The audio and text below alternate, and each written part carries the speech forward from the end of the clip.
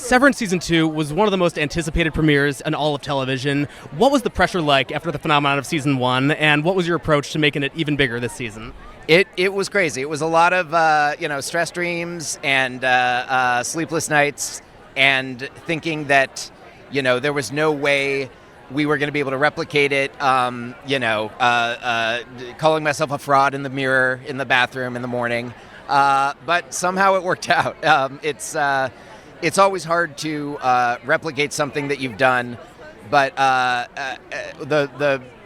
what I ultimately realized was I just have to stop trying to replicate it. Let's just try to make something that's new and fresh, and let's surprise people. And I think that ended up being the way to go. What decision did you make in Season 2 that scared you the most? I think having an entire episode set in a frozen outdoor wasteland on a show that has largely taken place in an office up until this point, that was one where I was like, are we going to lose people? Are we going to jump the shark or jump the dead seal in our case?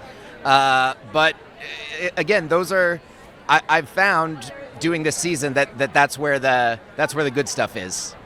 We as fans spend so much time trying to guess what might happen next on Severance. I'm curious, how far out have you planned things, and how much is fluid as you go? We know the end. And we don't really know how we're getting there. I mean, we have some idea of how we're getting there, but we definitely like to be open to, playing jazz a little bit and changing things as we go along, and falling in love with characters that we didn't necessarily expect to fall in love with, and incorporating them into the story in new ways. So I think it is possible to overplan, but we know where we're going at the end of the day. How would you describe your relationship with Ben Stiller and the rest of your production team making this unique show? I just feel lucky every day. I mean, I wake up and I'm like, I can't believe, first of all, that I get to work with this guy that I've admired, for so long.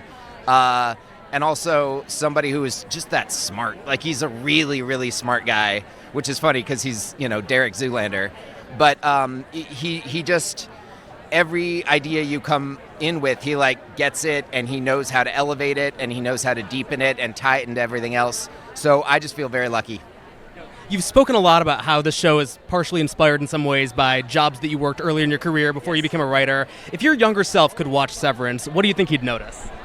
I think a lot of the corporate speak, the 9 core principles and all that stuff really is a kind of not very exaggerated version of the stuff that I encountered when I was working in the corporate world. So I think I'd recognize a lot, and just the general sense of malaise and self-doubt.